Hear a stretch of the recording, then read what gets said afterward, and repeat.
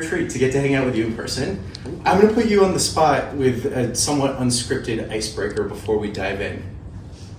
What is one thing that you believed early on in your career about marketing that turned out to be completely wrong? Good question. I think the concept that events at an early stage is anything more than branding. I think that's kind of a big learning for me. I always say that events is solely for branding. And the high-touch engagement, at least in B2B cyber, okay, I'm not talking about anything else. Everything that I'm going to say today is only about B2B cyber, okay? B2B cyber, I don't know any other space, I don't know any other field, but I know what works in B2B cyber, and I know how these types of deals work. Large-scale events today, I don't believe that they do anything more than branding, and if you do them well on the branding side, then I think you're going to get like a very positive ROI. So you just need to know how to manage these types of events, and I think that we're also going to talk about it today. Yeah. I'll be vulnerable and share one thing that I learned about marketing the hard way. As Neda mentioned, I started my career in product development, and in my mind, I was a kick-butt product manager, like the world's best product manager, exquisite product requirements, documents, like great development velocity, and yet nothing ever seemed to land in the market. And Neda can attest to this because she was the marketer responsible for like bringing to market all of these supposedly amazing things that we were developing. Eventually, I wandered over to the dark side of marketing because I was so frustrated with putting in all this time and effort and cycles on the roadmap with things that never got the resonance in market that I felt like they deserved. And I learned that everything I believed about marketing was wrong. Like, I assumed that the market would inherently care about whatever we had to say if it was interesting to me. The market is not hostile, just indifferent, right? There's like information overload, and if this was true 15 years ago, it's true times 100 today. Now, the most successful companies that I see are starting with a marketing, or at least a product marketing first mindset. Storytelling as a foundational principle of their brand DNA and how they go to market. That's something that I learned the hard way. And I know Dan has a lot to share on this as well, so I won't give away the punchline. But don't make the same mistake that I did. Okay. So let's start from like the very beginning. I'll put kind of the like foundations of the type of company that I'm planning to like talk about. B2B cyber, we're planning to talk about deals of 50 to 100. Let's say if you're talking about year 1 or year 2, okay? Maybe 150 if you have kind of a like bigger deal size. We're talking about a company that has 20, 30 people-ish, right? And you're mostly selling to the CISO of the organization or one of his kind of right hands, right or left hand. We're not talking about kind of the later stages of a cybersecurity company, which we can also deep dive into, but let's talk about kind of the first years, okay? Typically when you start a cybersecurity company, at least in the last couple of years, you'll start in a very congested space. Israel typically starts with 3, 4, 5, 6 companies competing on the same category. 4 of them are going to be in Israel, 2 of them are going to be in the US, maybe half and half. In our category, I think we had 11 competitors, okay? So we were a total of 12 companies. I think 6 were in Israel and another 6 were in the US, okay? Now, when you have this type of category, the brand awareness and marketing perception is the only thing that matters, okay? Because all of you are going to have similar products. Each one is going to be a little bit more advanced in X, and a little bit more advanced in Y, and a little bit more advanced in Z. But if you don't nail down the marketing perception that you are one of the better companies of the other ones, then essentially you're screwed, right? No one will come to you, because if they're going to POC, they're going to POC 3 companies, max, right? Because they don't have like the actual capacity. So you have to be in the top 3 in the market perception. Okay? And you have multiple methods of how to manipulate the market to think that you're one of the top 3, okay? And we can explore these types of 3 different companies. But in cybersecurity, that I think this is kind of a mindset change, at least in the 5 to 7 years up. up until now, most kind of cybersecurity products used to suck. They used to like be very, very ugly. They used to have like really bad marketing. And I think cybersecurity companies that start today and are successful are the ones that master the actual brand perception and their storytelling early on in their career. I think Wiz did that like perfectly. Dig did that really well. We started the last one out of the 12, but we grew faster and gained that market perception faster than our competitors. Because we nailed down a couple of key things that I think that we can explore today. Okay, so first off, each cybersecurity company today in the seeds usually raises between 6 to 10. That's kind of the average seeds, at least in Israel. I don't know about the US. We raised, I think, 8.5.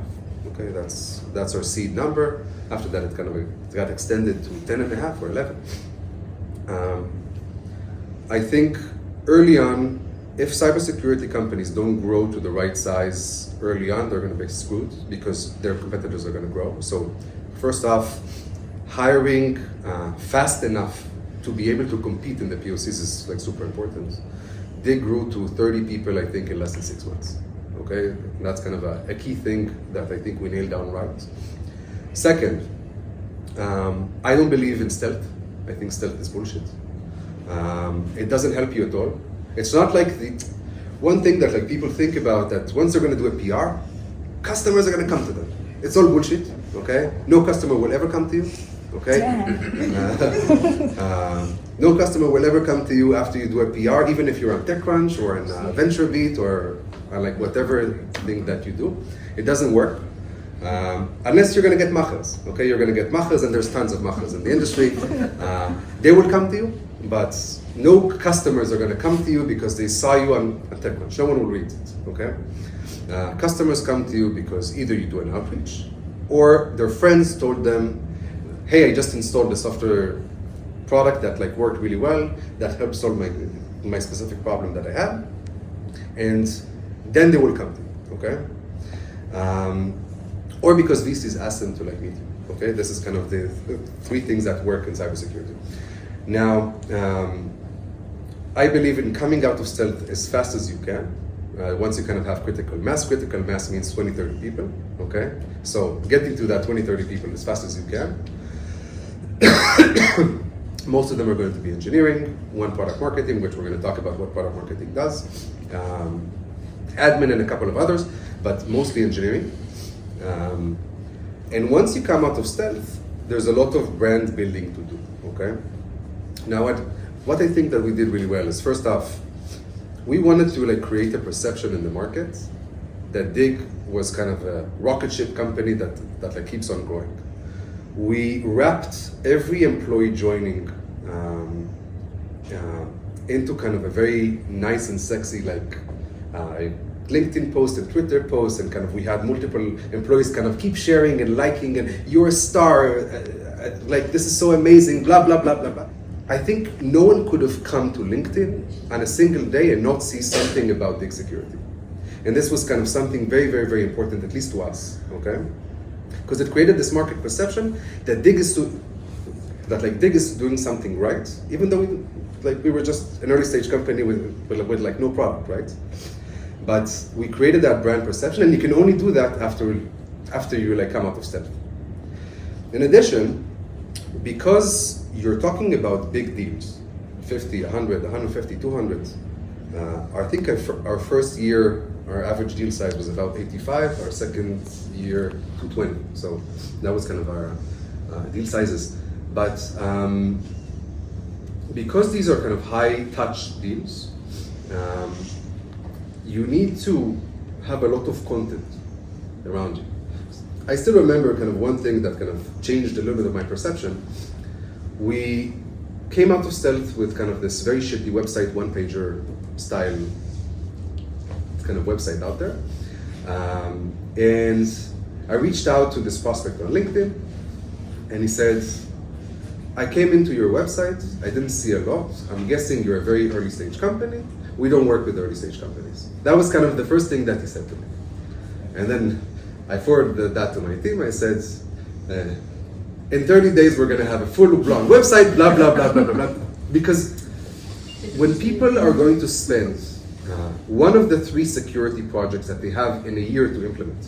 This is kind of the average security organization. Every security organization has 3 projects that they can do every year. You're competing for those 3 spots, right? So how do you compete for those 3 spots? You need to create maturity. No one wants to get screwed by implementing you and not something else, right? So how do you kind of catapult yourself into that position? So first off, you need to have maturity. You need to have your space be more important than any of the 100 other spaces that there's in like cybersecurity.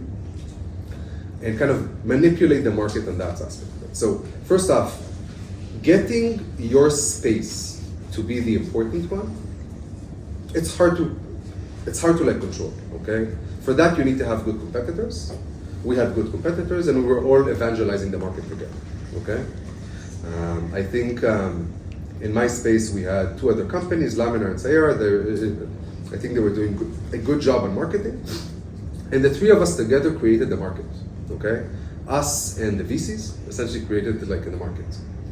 Once we have that market, you want to catapult yourself into being the top 3, which we kind of talked about, creating that kind of big buzz on LinkedIn. I wanted every single kind of page, every single time someone comes into their LinkedIn, to kind of make sure that they see something about data security and they associate data security into data security, okay?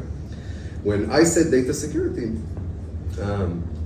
we tied ourselves into interesting security events that we were able to solve using our data security. And we were very educational. I don't believe in shit posts. I don't believe in kind of creating shallow content. If we create content, we like create content in a high level. And we were a content machine, okay? I think that we were publishing 2 or 3 deep content materials every single week, right? You might remember. And every single day we had something on our LinkedIn with deep content. We were of course like recycling every couple of weeks, but every single day we had deep content. And lastly, again, kind of tying yourself into that catapult of something big is happening in this company, and it keeps growing. So I'm a very much believer in anything that you can market. So I'm sure that all of you see those shit rewards that like you can get. How they called Globi and CRN and blah blah blah, and each one of you can get like hundreds of rewards. But those things really work, and why?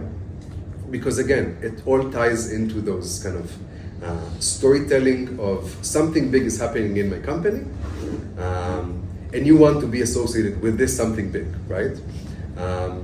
And then if you win those types of like shit rewards, then you need to have like this blog posts about this is a true testament of all the hard work that my team has been doing. This is part of the rocket ship that blah, blah, blah, blah, blah, blah, blah. But this whole, again, feeds into this whole perception that you're doing something better than like the top other 10 competitors that essentially you have in your space. Again, the most important thing for me was not only to tie myself into data security, which was kind of the important thing, but to be positioned in the market, to be one of the top 3. Because again, if I'm not one of the top 3, I'm not going to be invited to do a POC. There's no chance, because there's 10 other competitors. So why would they choose me and not someone else, okay? And then, lastly, I kind of always had this request of my angel investors, and anyone kind of associated with this company, and each of you has 10, 20, 30 angel investors that kind of got lucky to kind of like participate in your rounds. There's something that angel investors can do well, which is creating a buzz about something that really works in your company.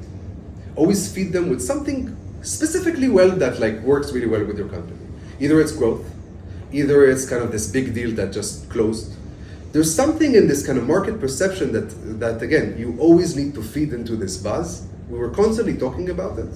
And then we can talk about kind of product stuff that like you can do, but at Dig, we had this notion that each quarter we need to have 2 marketable features. It's not the most important like features, but it's something that I can create a buzz on, okay? And we had it as a priority in the company.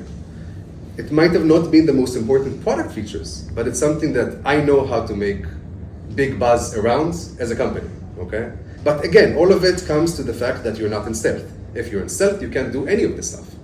So that's why I'm so against stealth companies, and I don't like kind of the whole thing. Unless you're like a cyber starts company, you know that the first $3 or $4 million is locked down by Lagili, and that's a different strategy.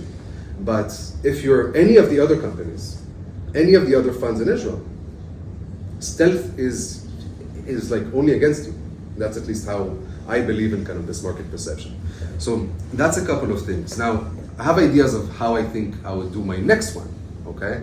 Which we can talk about as well. And I think people are not utilizing video enough, but let's talk about that in a second. I talked a lot and maybe I you described, but you just laid out like an incredible playbook for an early cyber company, right? It's focused on market perception, vaulting yourself into the top 3 of the consideration set, or else you're dead. I didn't hear a lot about traditional demand gen channels as we think of them. Why is that? I don't believe in demand gen in the early stages of companies. Same one. I think that, first off, for a company in the golden numbers in cybersecurity, there's always golden numbers. Golden numbers are 300 in the first year, 2 to 3 in the second year, and then 10 in the third year. Okay, that's kind of the golden numbers in cybersecurity for a good cybersecurity company. You're above that, you're amazing. You're a little bit below that, it's fine. But those are kind of the golden numbers that the market expects you to do. Okay. Now, let's talk about what do you need to be in 300, okay? 300 means that you need to have 4 or 5 deals, okay? 4 or 5 deals to kind of close in year 1. To close 4 or 5 deals, mostly founder-led sales only, okay? The CEO is always involved in every one of like those specific deals. Most of these leads will come from one of your funds, okay? Or multiple of your funds and your angels, and your friends that work in one of the other companies and you were able to get to the CISO. That's how we got the deals, okay? I don't believe in any of the demand gen kind of opportunities that we were able to get in the first year 1. The only thing that we did was, again, market perception to get, to help us in those specific things. We did product marketing to help us chaperone the deal. And we'll talk about kind of the materials that I think that you need to have when you need to chaperone a specific deal. But demand gen in year 1 and even in year 2, usually you'll get a pipeline of 30, 40, 50 companies from friends and family, angel investors, and VCs that should suffice if you do your job well with the product development, okay? I think that towards end of year 2, you need to kind of start building that arm and that muscle to kind of feed your AEs if you start hiring salespeople and so on, to kind of expand that circle. But early on, every single deal is going to be closed by the CEO or one of the founders. So what's the point of kind of spending that money or that budget or that attention, okay? I do believe potentially in demand gen in bringing in someone, only in Israel, by the way, or wherever the CEO is, okay? So I said only in Israel because I expect the CEO to be in Israel, but if he's in New York, then like maybe in New York. But I'm saying I potentially believe in bringing in someone to help the CEO get a couple more meetings every single week, okay? But that's kind of it. So junior AE, kind of SDR style, that knows how to kind of bring those types of opportunities and bring more calls into the CEO's kind of like calendar. Very low quota, very cheap. Typically those people won't survive kind of the first year or 2 of the company. But for you, knowing the fact that most of the deals are going to be closed by the CEO anyway, you don't need them to like close an entire deal cycle. You don't need to pay them 300 like K a year, which is 150 OT, like 300 OT, 150 base. So I do believe in kind of bringing that SDR style. If it's in Israel, you can bring someone for 15,000, 20,000 shekels a month. If it's in the US, maybe $60,000, $70,000. And that person will help you kind of supplement that pipeline of those close, high-touch, founder-led sales in the year one. But that's the only dimension that I would do. Potentially, I would do high-touch dinners, okay? I'm a very much believer in that. Anything that can create unique experiences with your potential buyers, with your CISOs.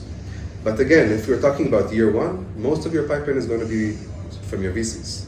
Year two, high-touch dinners, I think, is like very important, and that can push a lot of opportunities to you. I know some companies, for example, a friend of mine that does, his entire marketing organization is only dinners. That's the only thing he does. He does 3 or 4 dinners a month, okay, in multiple cities around the States. Every single dinner he does together with another startup that is not competitive. And each time they like source the pipeline to get, so they do 4 or 5 dinners every single month, and each time with like different startups, and they like co-host it, okay? And they do it really, really well. They're growing amazing. And their SDRs, all they do is set up dinners and bring people to the dinners. Again, that's a very bold approach, and it works really well for them. But I believe high-touch engagements with CISOs, something that will help them remember you and help them chaperone you through the deal, I think is important. For growth for cyber companies. You also alluded to the role of product marketing. Could we go through, and I'd like you to systematically overlay what the marketing function looks like in year one, in year 2, in year 3? Like, what are the key skill sets that you're hiring for or outsourcing at each stage? So I believe only in product marketing early on, okay? Product marketing at least in year 1, I'm not talking about year 2. What does that mean, product marketing in year 1? Product marketing means, first off, creating kind of that initial materials. Now, depending on the CEO, if they're kind of a marketeer or not, and some CEOs are not marketeers, some CEOs are marketeers. I think I had kind of a more of a marketing mindset, but I know a lot of CEOs are not. You need to essentially have an entire website. Now, a website means a homepage, a glossary, what is this product, pillars, solutions, industries. All of this takes a ton of time, okay? And to do this with kind of good design also, and design is super important, we haven't talked about design, but I'm saying it's a given, takes a lot of time. It takes a lot of help. I think we had 3 content writers in addition to our product marketeer that was kind of chaperoning that process. And in addition, we had PR, and in addition, like we had a lot of help around the marketing side. We spent a lot of money on it. But everything around the website is super important. If you don't have a Gartner category, you're fucked. Okay, so you need to kind of tie yourself into a Gartner category, multiple categories. For us, it was initially evangelizing the Gartner category that wasn't there.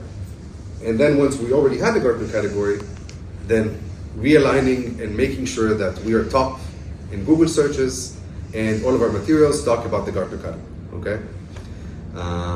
And talk about what you do better than the other ones in the Gartner category. You need to have a POC doc, and the POC doc needs to be phenomenal, okay? You need to have, how do you present the results of a POC, okay? And that needs to be phenomenal as well. You need to have PR work for you, because you need to have all those shit awards, right?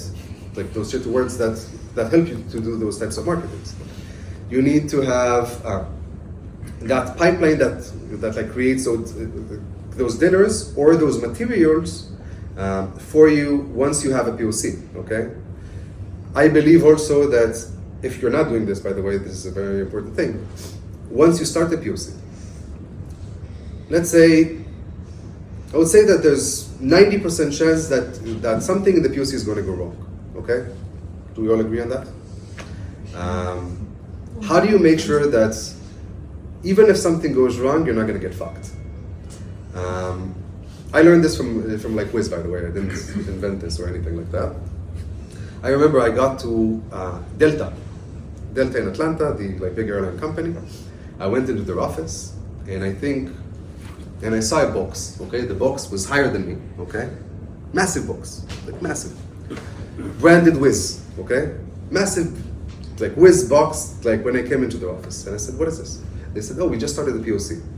And every single one of their employees was wearing Wiz hoodies, Wiz t-shirts, Wiz bottles, stickers. Every single, like, and it changes the entire perception of your company, okay? Now, like, what does this cost? $400, $500? Nothing, right? If we're talking about kind of massive B2B sales, right? So the ability to kind of utilize those types of things, create a POC kicker, okay? That will help you navigate when you fuck up. I think that's important. It will create a lot of different brand perception to kind of come in, and we did that a lot, by the way. There's, I think, a website called swag.com or something like that. I don't remember the exact website. Maybe not the other one.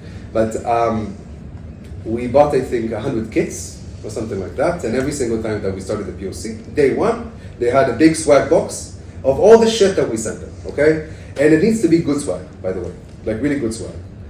We had I dig security and like stickers, and we had like cool t-shirts and cool bottles and all this stuff.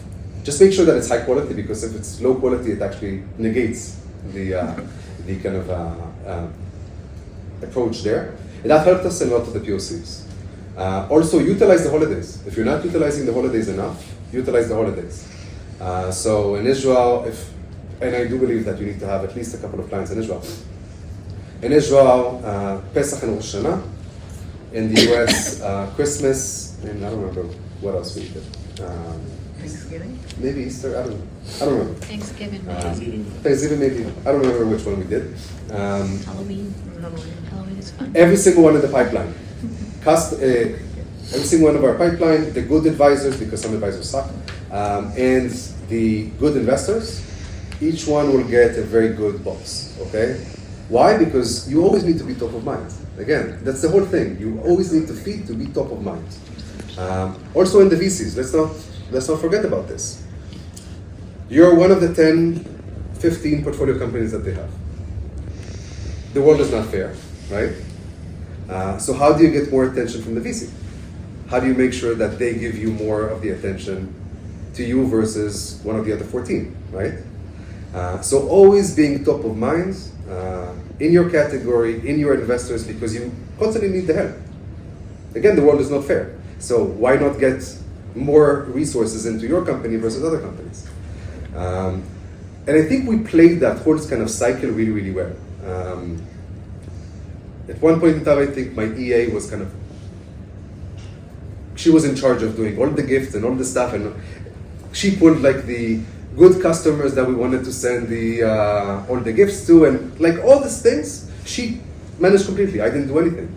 But then, once the customer got it, then he sent you a message, then you kind of reinvigorate everything, even prospects, and you say, thanks for being a friend, not a customer. Thanks for being a friend of Dig Security, blah, blah, blah, blah, blah. Again, it costs you what, $3,000, $4,000? I don't believe in spending $50,000 on a booth. It doesn't make sense. It gives you zero value. So spending those $4,000, $5,000, $10,000 on a dinner, okay?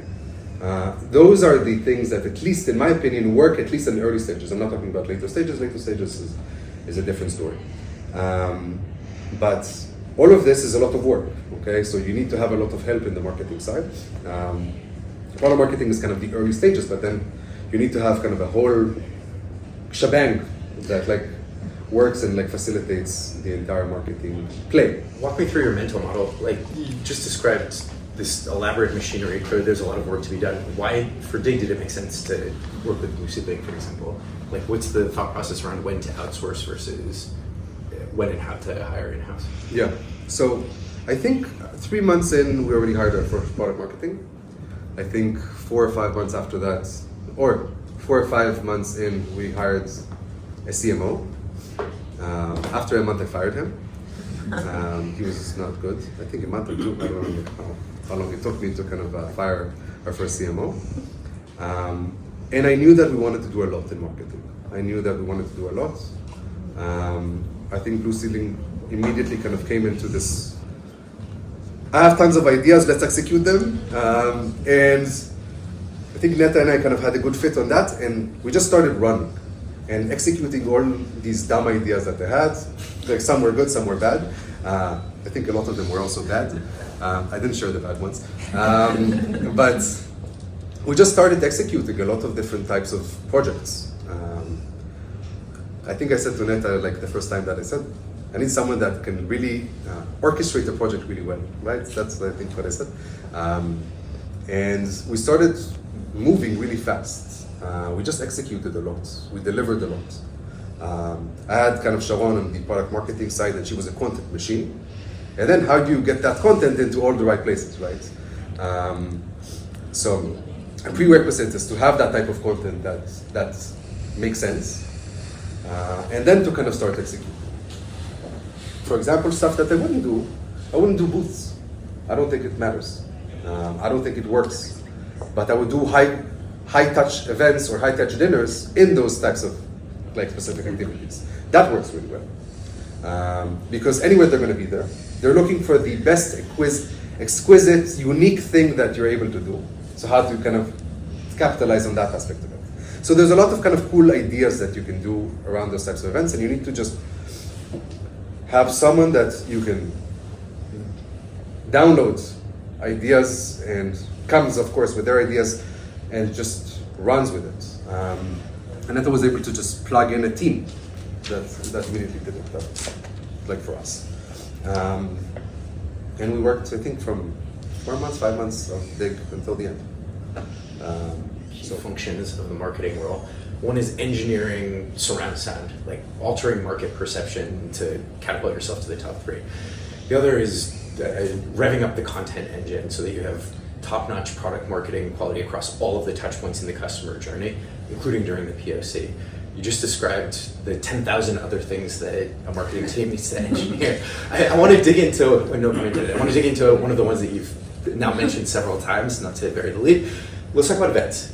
I feel like there's a lot of mistaken thinking around the role of events, the ROI of events, the event strategy in general. You have a strong point of view on this.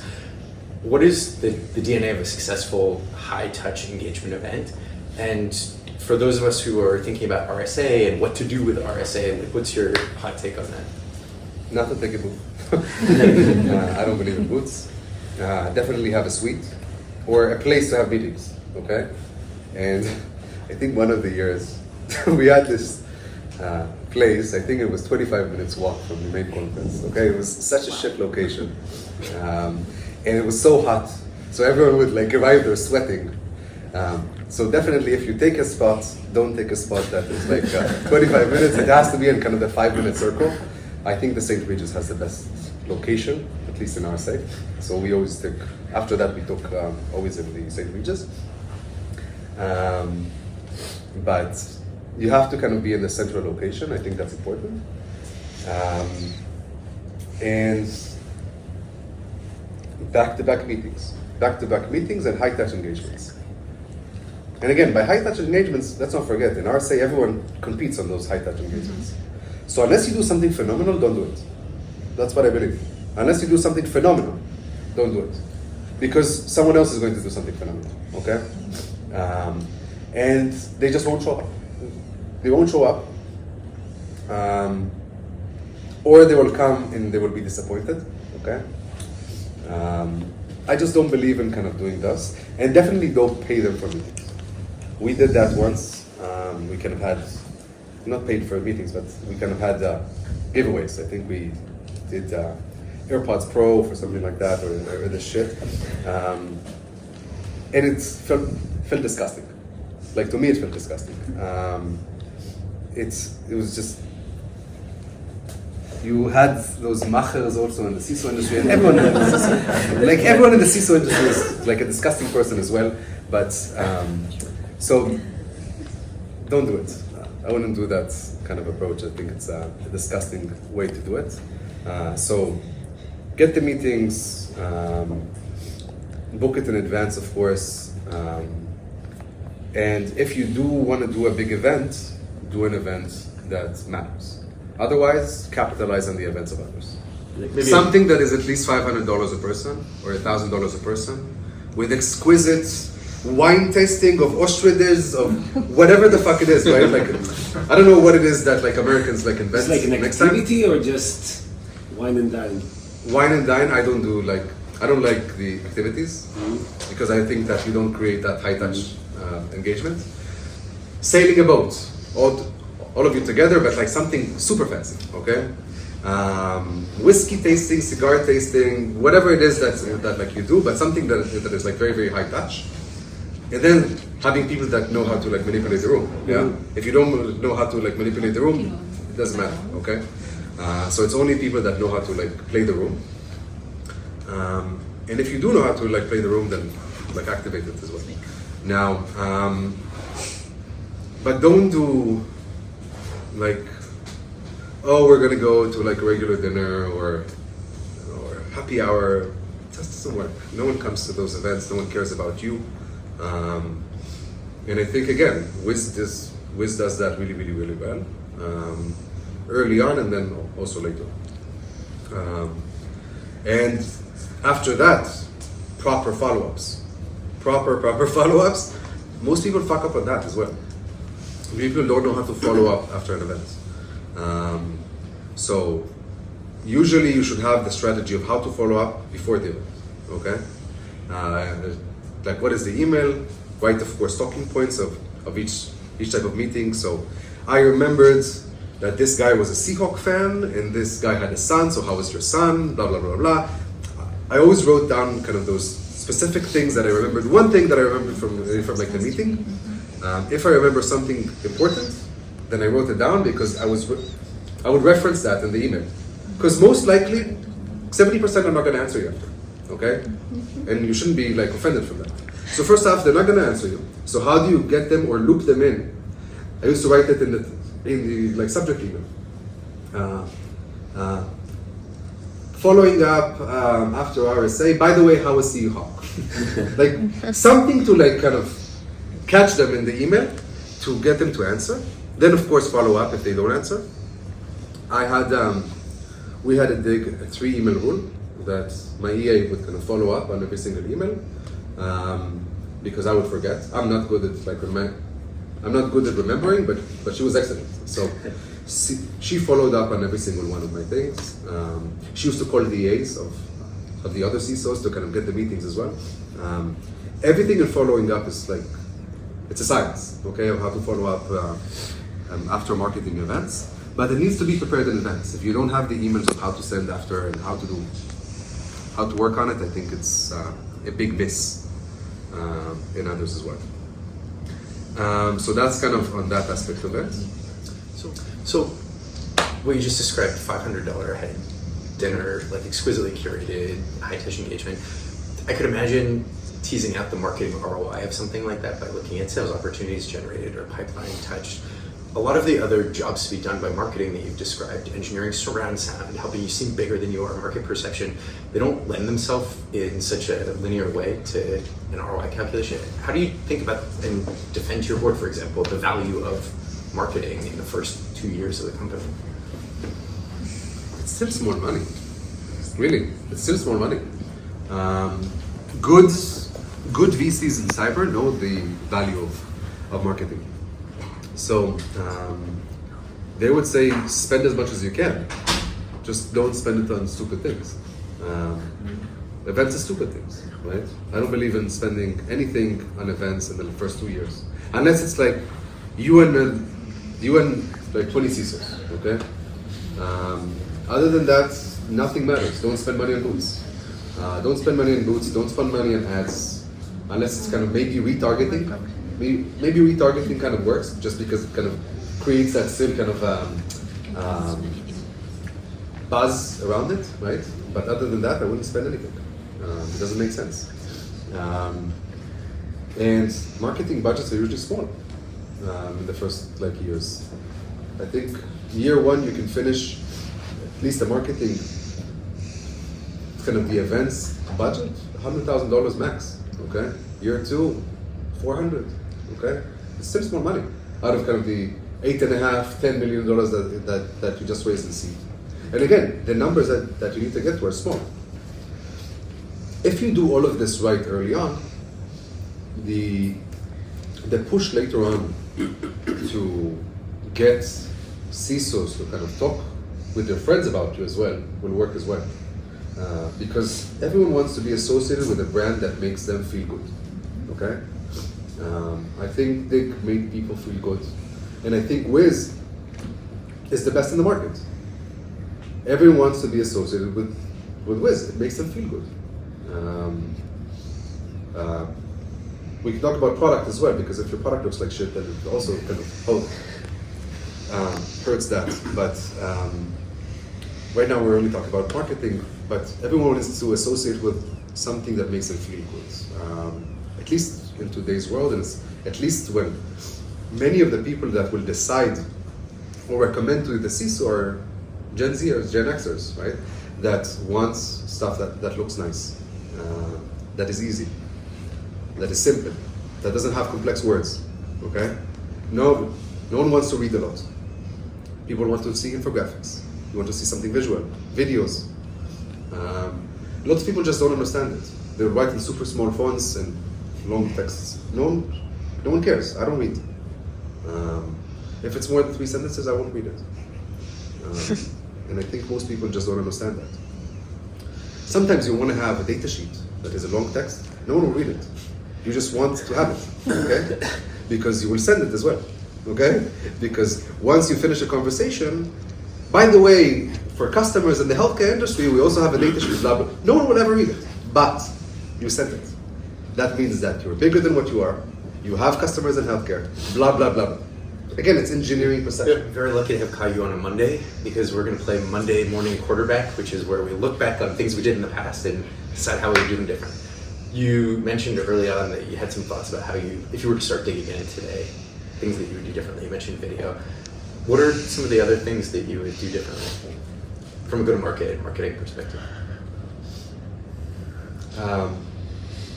Definitely do what I said today, but I will also add a couple of things, and I have a couple of crazy ideas. But again, it depends on the crazier the better. Who the CEO is. Okay, I have this idea of doing a video-first company, like a video-first company, meaning a very outspoken CEO that will accompany the journey of the cybersecurity company with video. I have this kind of dream that, again, it's being associated to kind of this CEOs that like shows, oh, we just signed our first customer, and again, marketing the shit out of it, because people want to see what it is like to build a cybersecurity company. If you can kind of brand it, I will also show you everything that we're doing as we're building that cybersecurity company. I have this idea of doing something like that. Let's see in 2 years if I still kind of have that same perception. But I think that's an idea that I have. But it's a very specific type of CEO. You need to have someone that like follows you with like a video camera a lot of the day, and it's specific like persona, okay? But I want to see like the fights. I want to see like the discussions. I want to see everything. I want to create a reality of it. But I think that will set the shit out of it. Like really, I have this idea. This is kind of one thing that I really dream about doing. Another thing, I think people don't do video enough, and don't do high quality video. And everyone posts these really boring, shitty posts on LinkedIn that no one gives a shit about. But people watch video, because when they scroll, the video starts automatically. So if you understand how LinkedIn works, and you understand that video starts automatically. That's actually not true. Well, it does. Yeah. Not at the moment. Maybe not in the moment. But video plays. If you do a good call out in the video, I think there's a lot of things to do. And play on that. There's a lot of things that I think video can play really, really well. And again, I think that I would something with ambassadors of CISOs. I don't know yet. I need to think about it. But those are a couple of ideas that I still have. That I don't think we did enough in DIG. Today I recommend others to do. But there's a lot of ideas to play in marketing still. But that idea of the vlog, I love it. You heard it here first. I love it. I think it's such a smart idea. Engage the folks in our audience. Based on the folks that I've had the chance to meet here, we have a lot of like founding marketers, so first GTM hires, leaders who are working with founders. They're the ones carrying around the video camera, filming the files. What's one piece of advice, and maybe one do and one don't, for being the first marketing hire, the first members of the marketing team, working with somebody like Dan Benjamin? I'm not an easy CEO to work with. I'll say this, but especially not the marketing. Who is it? Who is? No, I think there's others that like say marketing is not for me, and I think that's a stupid thing to say. But just focus on the stuff that really matters. I mean, don't go to the easy, which is ads or events. It doesn't matter. It won't create an ROI. And really, I had he was Ashkenazi, but like he was like, my CFO was like, הפרסי הכי גדול. He was like, he was so cheap for everything. And that worked really well because we kind of, we were very aggressive on kind of ROI of marketing events, making sure that we're not overspending on nothing, because marketing very easily becomes the largest spend of a company. And most people fuck it up, okay? Most people have too high of a CAC, spend too much money, don't get the ROI, don't hit their numbers. So always need to make sure that what you're spending on is going to matter more than having another engineer, okay? Or matter more than having more than another product or another whatever other role, okay? Just spend it wisely and do stuff with impact that matters, and ideally stuff that is crazy. Because today when I come into my news or my Twitter or my LinkedIn, what you see the most is Trump. Because Trump is crazy, right? Stuff that is crazy works, okay?